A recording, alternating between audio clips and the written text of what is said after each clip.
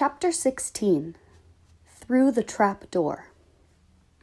In years to come, Harry would never quite remember how he had managed to get through his exams when he half expected Voldemort to come bursting through the door at any moment.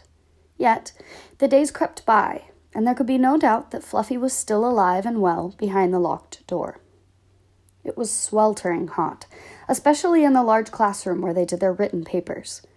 They had been given special new quills for the exams, which had been bewitched with an anti-cheating spell. They had practical exams as well. Professor Flitwick called them one by one into his class to see if they could make a pineapple tap dance across a desk. Professor McGonagall watched them turn a mouse into a snuff box. Points were given for how pretty the snuff box was, but taken away if it had whiskers. Snape made them all nervous, breathing down their necks while they tried to remember how to make a forgetfulness potion. Harry did the best he could, trying to ignore the stabbing pains in his forehead, which had been bothering him ever since his trip into the forest. Neville thought Harry had a bad case of exam nerves because Harry couldn't sleep, but the truth was that Harry kept being woken by his old nightmare, except it was now worse than ever because there was a hooded figure dripping blood into it. Maybe it was because they hadn't seen what Harry had seen in the forest, or because they didn't have scars burning on their foreheads, but Ron and Hermione didn't seem as worried about the stone as Harry. The idea of Voldemort certainly scared them, but he didn't keep visiting them in their dreams, and they were busy with their studying. They didn't have time to fret about what Snape or anyone else might be up to. Their very last exam was History of Magic. 1 hour of answering questions about batty old wizards who'd invented self-stirring cauldrons, and they'd be free for a whole wonderful week until their exam results came out. When the ghost of Professor Binns told them they had to put down their quills and roll up their parchment, Harry couldn't help cheering with the rest. "That was far easier than I thought it would be," said Hermione, as they joined the crowds flocking out onto the sunny grounds. "I needn't have learned about the 1637 werewolf code of conduct or the uprising of Elfric the Eager." Hermione had always liked to go through their exam papers afterward, but Ron said this made him feel ill, so they wandered down to the lake and flopped under a tree. The Weasley twins and Lee Jordan were tickling the tentacles of a giant squid, which was basking in the warm shallows. "No more studying," Ron sighed happily, stretching out on the grass. "You could look more cheerful, Harry. We've got a week before we find out how badly we've done. There's no need to worry yet." Harry was rubbing his forehead.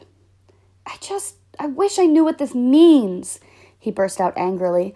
"My scar keeps hurting. It's happened before, but never as often as this." "Go to Madame Pomfrey," Hermione suggested. "I'm not ill," said Harry. "I think it's a warning. It means danger's coming." Ron couldn't get worked up. It was too hot. "Harry, relax. Hermione's right. The stone's safe as long as Dumbledore's around. Anyway, we've never had any proof Snape found out how to get past Fluffy. He nearly had his leg ripped off once. He's not going to try it again in a hurry. And Neville will play Quidditch for England before Hagrid lets Dumbledore down." Harry nodded, but he couldn't shake off the lurking feeling that there was something he'd forgotten to do. Something important. When he tried to explain this, Hermione said, "That's just the exams. I woke up last night and was halfway through my Transfiguration notes before I had remembered we'd already done that one." Harry was quite sure the unsettling feeling didn't have anything to do with work, though. He watched an owl flutter toward the school across the bright blue sky, a note clamped in its mouth. Hagrid was the only one who ever sent them letters. Hagrid would never betray Dumbledore. Hagrid would never tell anyone how to get past Fluffy. Never. But Harry suddenly jumped to his feet. "Where are you going?" said Ron sleepily. "I've just thought of something," said Harry. He had turned white. "We've got to go and see Hagrid now." "Why?" panted Hermione, hurrying to keep up. "Don't you think it's a bit odd," said Harry, scrambling up the grassy slope, "that what Hagrid wants more than anything else is a dragon, and a stranger turns up, who just happens to have an egg in his pocket? How many people wander around with dragon eggs if it's against wizard law? Lucky they found Hagrid, don't you think? Why didn't I see it before?" "What are you talking about?" said Ron, but Harry, sprinting across the grounds toward the forest, didn't answer. Hagrid was sitting in an armchair outside his house. His trousers and sleeves were rolled up, and he was shelling peas into a large bowl. "Hello," he said, smiling. "Finished your exams? Got time for a drink?" "Yes, please," said Ron, but Harry cut him off. "No, we're in a hurry, Hagrid. I've got to ask you something. You know the night you won Norbert? What did the stranger you were playing cards with look like?"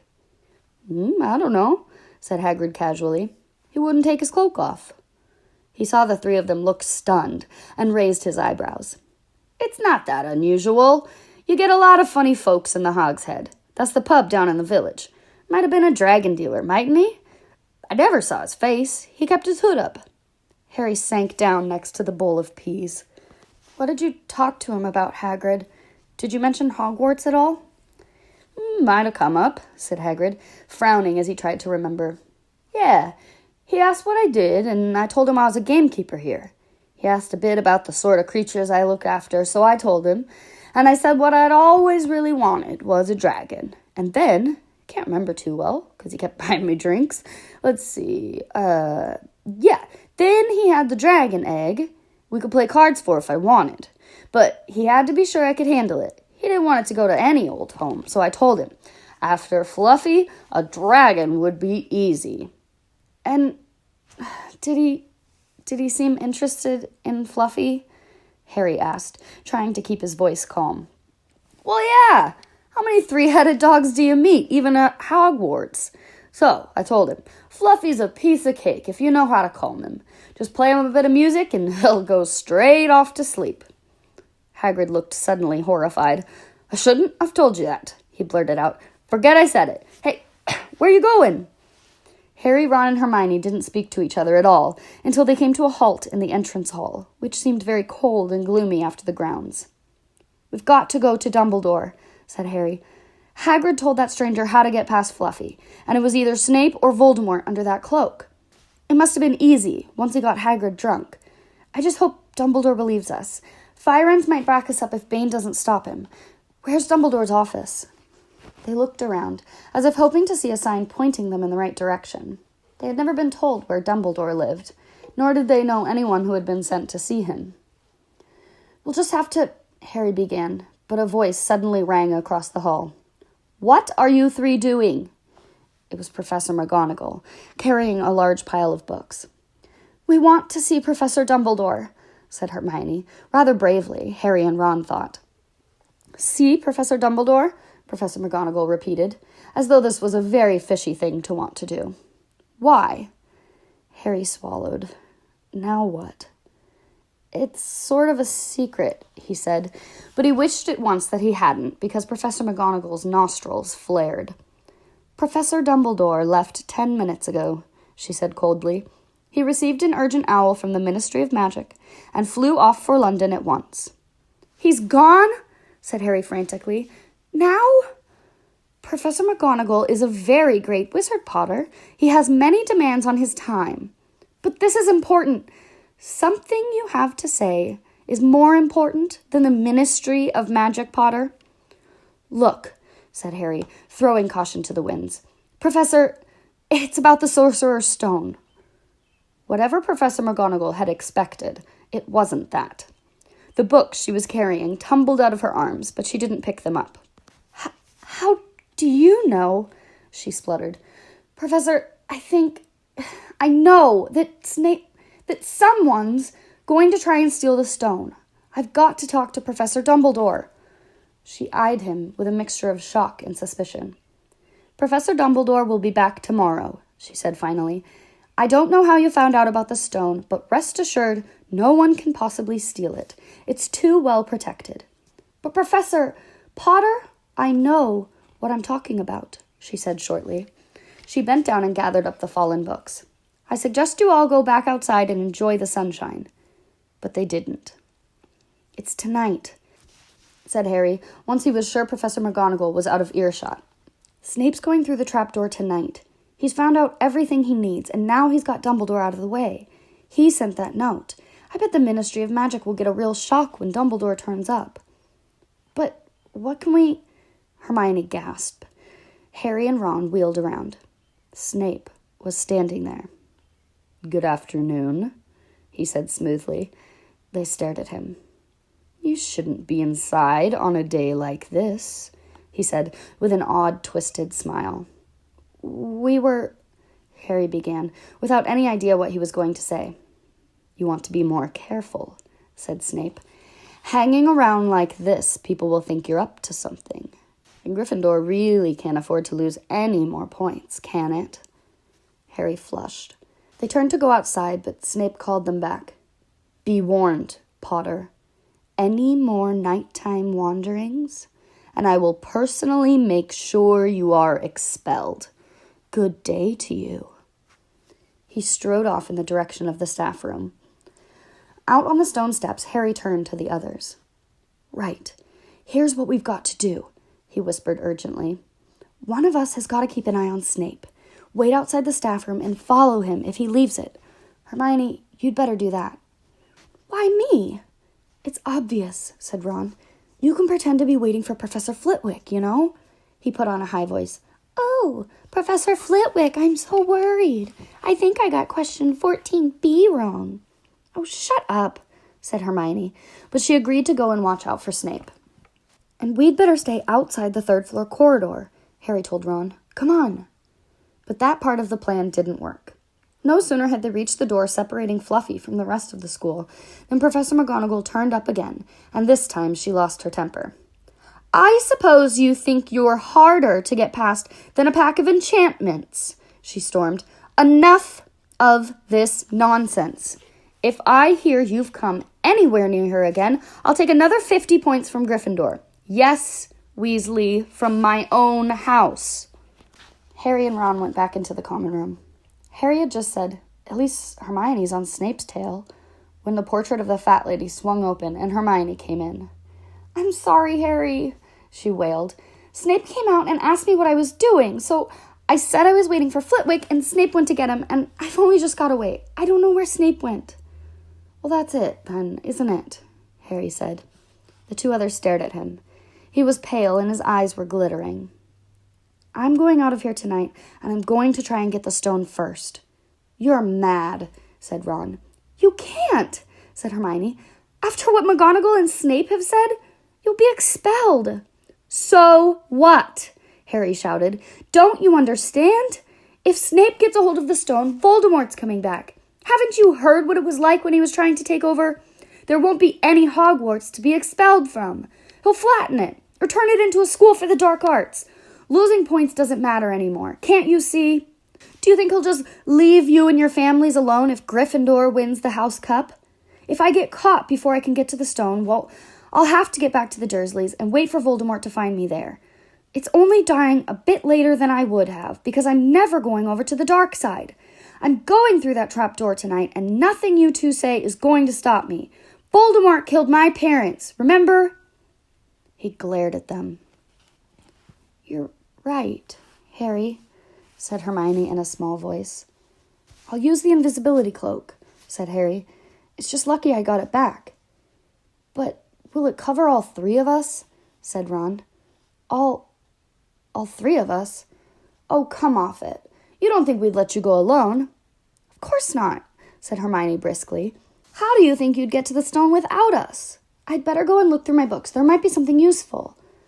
"But if we get caught, you two will be expelled too." "Not if I can help it," said Hermione grimly. "Flitwick told me in secret that I got 112% on his exam. They're not throwing me out after that." After dinner, the three of them sat nervously apart in the common room.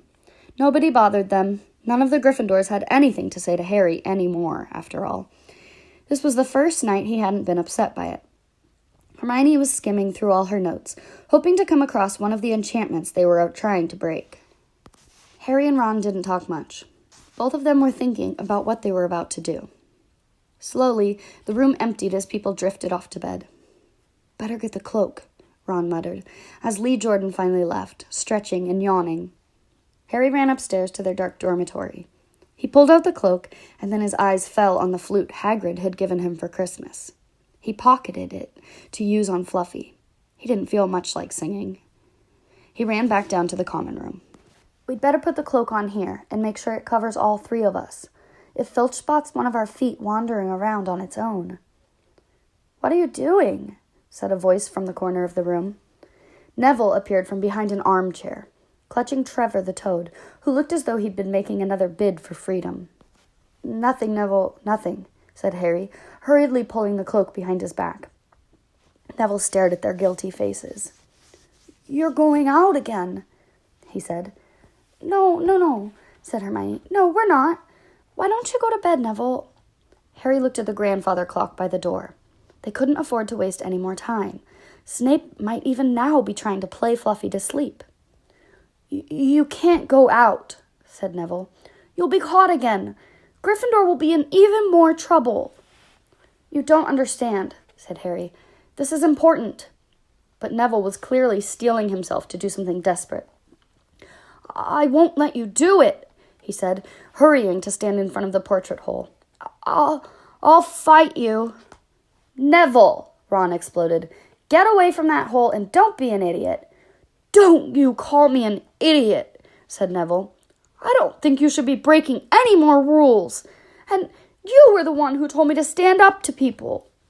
"Well, yes, but not to us," said Ron in exasperation. "Neville, you don't know what we're doing." He took a step forward and Neville dropped Trevor the toad, who leapt out of sight. "Go on then, try and hit me," said Neville, raising his fists. "I'm ready." Harry turned to Hermione. "Do something," he said desperately. Hermione stepped forward. "Neville," she said, "I'm really, really sorry about this." She raised her wand. "Petrificus totalis," she screamed, pointing it at Neville. Neville's arms snapped to his sides. His legs sprang together. His whole body rigid, he swayed where he stood and then fell flat on his face, stiff as a board. Hermione ran to turn him over. Neville's jaws were jammed together so he couldn't speak. Only his eyes were moving, looking at them in horror. "What have you done to him?" Harry whispered. "It's the full body bind," said Hermione miserably. "Oh, Neville, I'm so sorry." "We had to, Neville. No time to explain," said Harry. "You'll understand later, Neville," said Ron, as they stepped over him and pulled on the invisibility cloak. But leaving Neville lying motionless on the floor didn't feel like a very good omen. In their nervous state, every statue's shadow looked like Filch. Every distant breath of wind sounded like Peeves swooping down on them. At the foot of the first set of stairs, they spotted Mrs. Norris, skulking near the top. "Oh, let's just kick her, just this once," Ron whispered in Harry's ear, but Harry shook his head. As they climbed carefully around her, Mrs. Norris turned her lamp-like eyes on them, but didn't do anything. They didn't meet anyone else until they had reached the staircase up to the 3rd floor. Peeves was bobbing halfway up, loosening the carpet so that people would trip. "Who's there?" he said suddenly. As they climbed toward him, he narrowed his wicked black eyes. "Know you're there, even if I can't see ya. Are you a ghoulie, or a ghosty, or a wee student beastie?" He rose up in the air and floated there, squinting at them. "Should call Filch, I should, if something's a-creeping around unseen."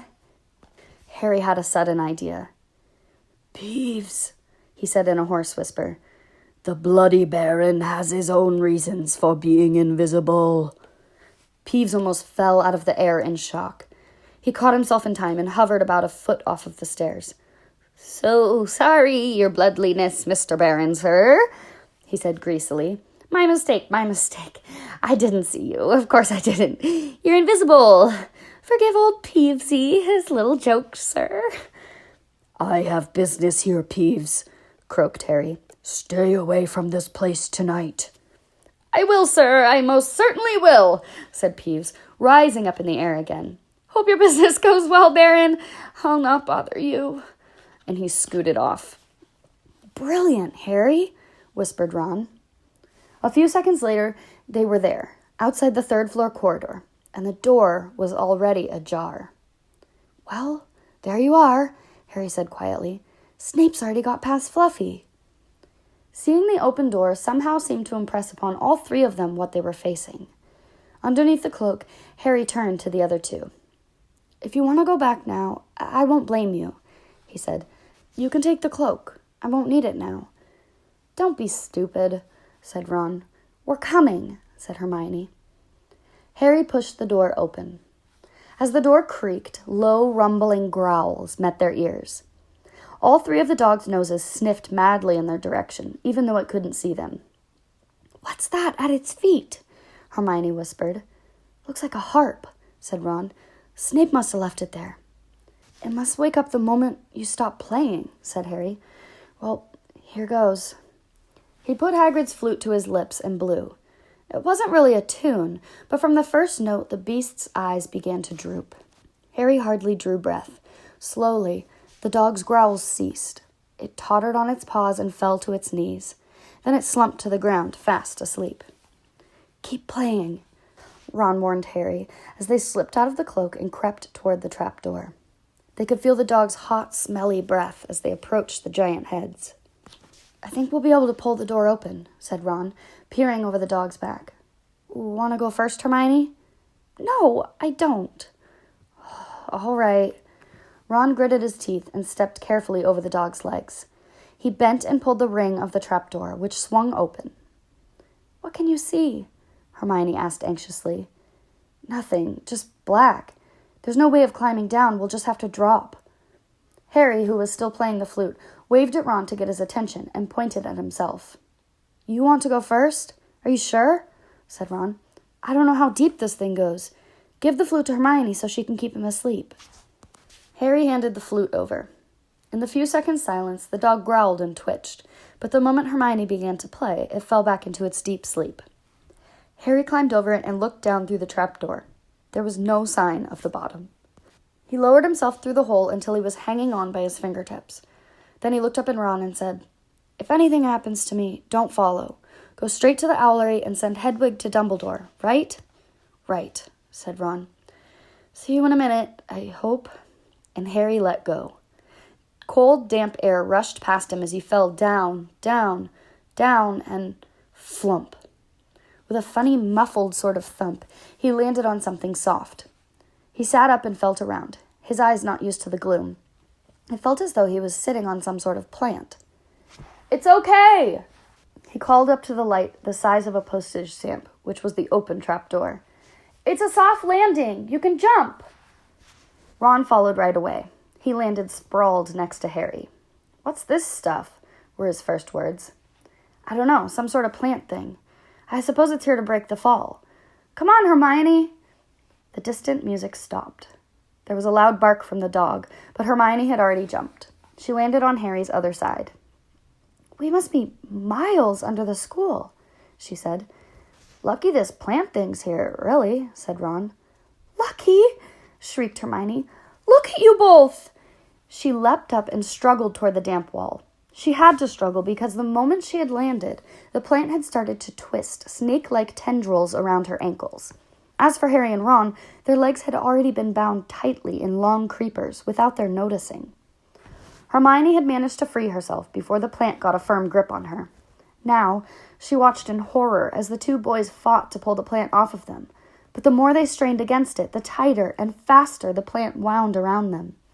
Stop moving, Hermione ordered them. I know what this is. It's Devil's Snare.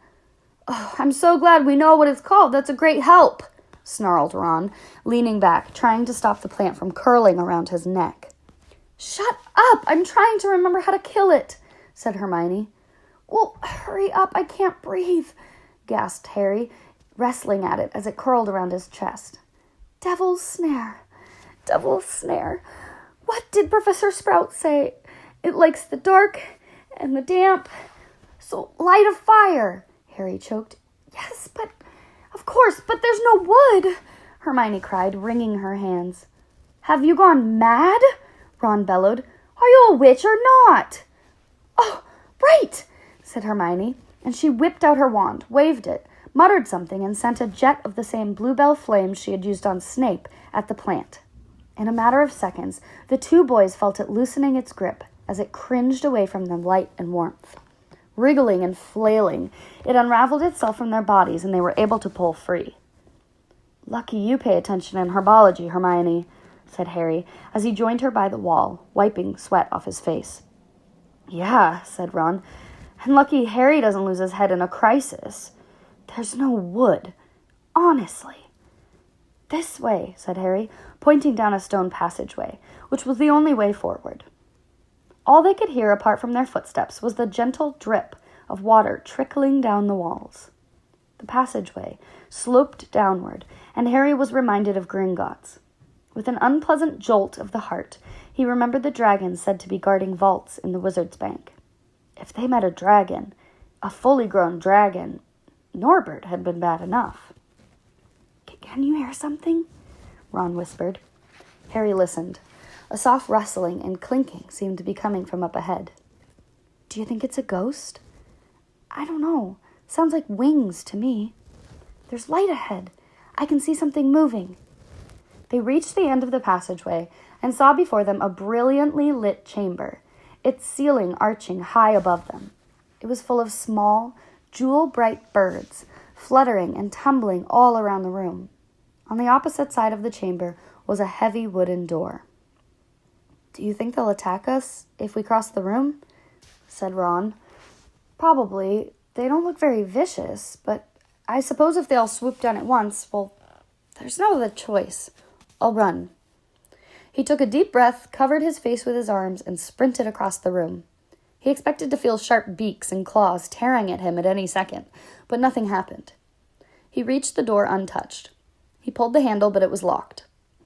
The other two followed him. They tugged and heaved at the door, but it wouldn't budge, not even when Hermione tried her Alohomora charm. Now what? Said Ron. These birds. They can't just be here for decoration, said Hermione. They watched the birds soaring overhead, glittering. Glittering? They're not birds, Harry said suddenly. They're keys, winged keys. Look carefully. So that must mean... He looked around the chamber while the other two squinted up at the flock of keys. Yes, look, broomsticks. We've got to catch the key to the door. But there are hundreds of them. Ron examined the lock on the door. We're looking for a big, old-fashioned one, probably silver like the handle. They each seized a broomstick and kicked off into the air, soaring into the midst of the cloud of keys. They grabbed and snatched, but the bewitched keys darted and dived so quickly it was almost impossible to catch one. Not for nothing, though. Harry was the youngest seeker in a century. He had a knack for spotting things other people didn't. After a minute's weaving about through the whirl of rainbow feathers, he noticed a large silver key that had a bent wing, as if it had already been caught and stuffed roughly into the keyhole. That one, he called to the others. That big one there. No, there, with bright blue wings. The feathers are all crumpled on one side. Ron went speeding in the direction that Harry was pointing, crashed into the ceiling, and nearly fell off his broom. We've got to close in on it, Harry called, not taking his eyes off the key with the damaged wing. Ron, you come at it from above. Hermione, stay below and stop it from going down, and I'll try and catch it. Right. Now! Harry dived. Hermione rocketed upward. The key dodged them both, and Harry streaked after it. It sped toward the wall. Harry leaned forward, and with a nasty crunching noise, pinned it against the stone with one hand. Ron and Hermione's cheers echoed around the high chamber. They landed quickly, and Harry ran to the door, the key struggling in his hand. He rammed it into the lock and turned. It worked. The moment the lock had clicked open, the key took flight again, looking very battered now that it had been caught twice. Ready? Harry asked the other two, his hand on the door handle. They nodded. He pulled the door open. The next chamber was so dark they couldn't see anything at all. But as they stepped into it, light suddenly flooded the room to reveal an astonishing sight. They were standing on the edge of a huge chessboard, behind the black chessmen, which were all taller than they were and carved from what looked like black stone. Facing them, way across the chamber, were the white pieces. Harry, Ron, and Hermione shivered slightly. The towering white chessmen had no faces. Now what do we do? Harry whispered. It's obvious, isn't it? Said Ron. We've got to play our way across the room. Behind the white pieces, they could see another door. How? Said Hermione nervously. I think, said Ron, we're going to have to be chessmen. He walked up to a black knight and put his hand out to touch the knight's horse. At once the stone sprang to life. The horse pawed the ground, and the knight turned his helmeted head to look down at Ron. Do we, have to join you to get across? The Black Knight nodded. Harry turned to the other two. This needs thinking about, he said. I suppose we've got to take the place of 3 of the black pieces. Harry and Hermione stayed quiet, watching Ron think. Finally, he said, Now, don't be offended or anything, but neither of you are that good at chess. We're not offended, said Harry quickly. Just tell us what to do. Well, Harry, you take the place of that bishop, and Hermione, you go next to him instead of that castle. What about you? I'm going to be a knight, said Ron. The chessmen seemed to be listening, because at these words, a knight, a bishop, and a castle turned their backs on the white pieces and walked off the board, leaving 3 empty squares that Harry, Ron, and Hermione took. White always plays first in chess, said Ron, peering across the board. Yeah, look. A white pawn had moved forward 2 squares. Ron started to direct the black pieces. They moved silently wherever he sent them. Harry's knees were trembling. What if they lost? Harry, move diagonally 4 squares to the right. Their first real shock came when the other knight was taken. The White Queen smashed him to the floor and dragged him off the board, where he lay quite still, face down. Had to let that happen, said Ron, looking shaken. Leaves you free to take that bishop, Hermione. Go on. Every time one of their men was lost, the white pieces showed no mercy. Soon there was a huddle of limp black players slumped along the wall. Twice, Ron had only just noticed in time that Harry and Hermione were in danger. He himself darted around the board, taking almost as many white pieces as they had lost black ones. We're nearly there, he muttered suddenly. Let me think. The White Queen turned her blank face toward him. Yes, said Ron softly. It's the only way. I've got to be taken. No, Harry and Hermione shouted. That's chess, snapped Ron. You've got to make some sacrifices. I take 1 step forward and she'll take me. That leaves you free to checkmate the king, Harry. But do you want to stop Snape or not? Ron, look, if you don't hurry up, he'll already have the stone. There was no alternative. Ready? Ron called, his face pale but determined. Here I go. Now, don't hang around once you've won. He stepped forward, and the White Queen pounced. She struck Ron hard across the head with her stone arm, and he crashed to the floor. Hermione screamed, but stayed on her square. The White Queen dragged Ron to one side. He looked as if he'd been knocked out. Shaking, Harry moved 3 spaces to the left. The White King took off his crown and threw it at Harry's feet. They had won. The chessmen parted and bowed, leaving the door ahead clear. With one last desperate look at Ron, Harry and Hermione charged through the door and up the next passageway. What if He'll be all right, said Harry, trying to convince himself. What do you reckon is next? We've had sprouts. That was the devil's snare. Flitwick must have put charms on the keys. McGonagall transfigured the chessmen to make them alive. That leaves Quirrell's spell and Snape's. They had reached another door. All right, Harry whispered. Go on. Harry pushed it open. A disgusting smell filled their nostrils, making both of them pull their robes up over their noses. Eyes watering, they saw, flat on the floor in front of them, a troll, even larger than the one they had tackled, out cold with a bloody lump on its head. I'm glad we didn't have to fight that one, Harry whispered, as they stepped carefully over one of its massive legs. Come on, I can't breathe. He pulled open the next door, both of them hardly daring to look at what came next.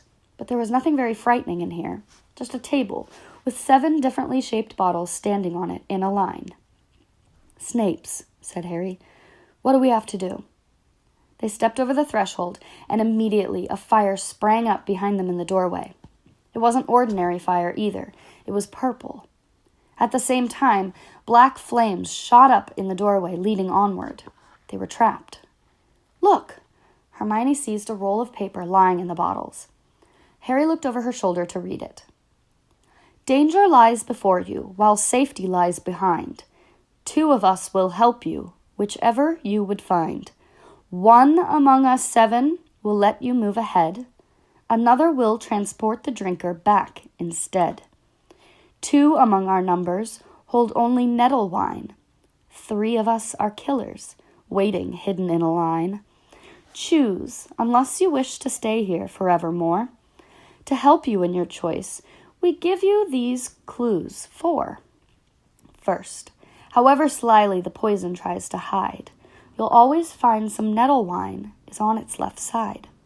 Second, different are those who stand at either end, but if you would move onward, neither is your friend. Third, as you see clearly, all are different size. Neither dwarf nor giant holds death in their insides. Fourth, the second left and second on the right are twins once you taste them, though different at first sight. Hermione let out a great sigh, and Harry, amazed, saw that she was smiling, the very last thing he felt like doing. "Brilliant," said Hermione. "This isn't magic, it's logic. A puzzle. A lot of the greatest wizards haven't got an ounce of logic. They'd be stuck in here forever. But so will we, won't we?" "Of course not," said Hermione. "Everything we need is here on this paper. 7 bottles. 3 are poison, 2 are wine. 1 will get us safely through the black fire, and 1 will get us back through the purple. But how do we know which one to drink? Give me a minute." Hermione read the paper several times. Then she walked up and down the line of bottles, muttering to herself and pointing at them. At last she clapped her hands. "Got it," she said. "The smallest bottle will get us through the black fire, toward the stone." Harry looked at the tiny bottle.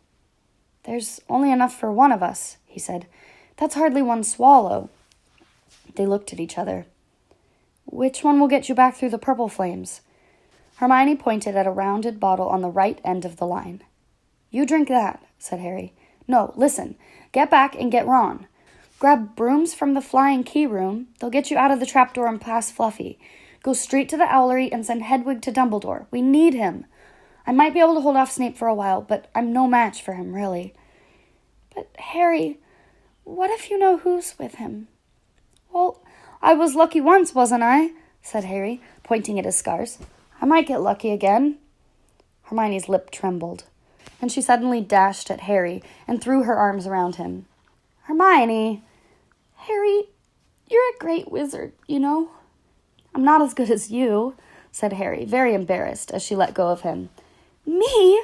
said Hermione. "Books and cleverness. There are more important things. Friendship and bravery and...